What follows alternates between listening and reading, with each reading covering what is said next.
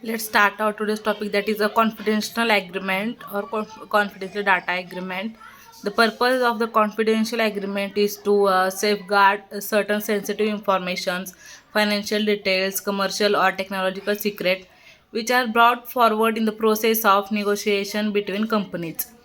It is a normal use in negotiations taking place prior to making distribution, license, technological transfer, franchise, manufacturing joint venture, merge, acquisition agreement, and speaking for any business agreement which might entail prior exchange of confidential information. Parties to be contract, that usually both parties are companies. For each party the following has to be included: name of company, full address and nationality, company name, that is a public limited company, limited liability company,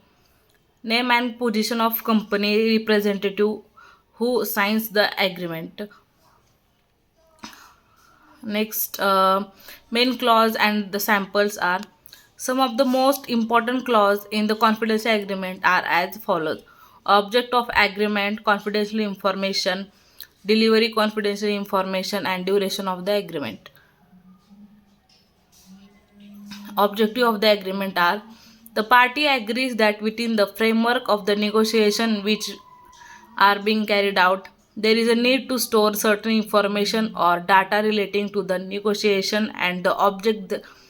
thereof, hereinafter confidential information,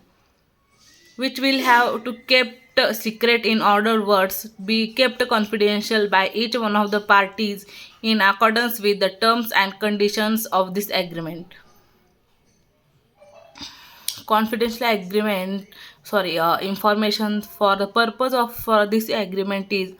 confidential information shall be considered to any information which could possibly be disclosed in speech, in writing, or by means of any other tangible and intangible medium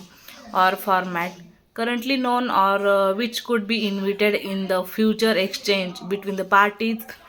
and result of this agreement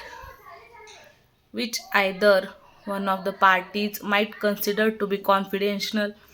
and might so convey it to other parties.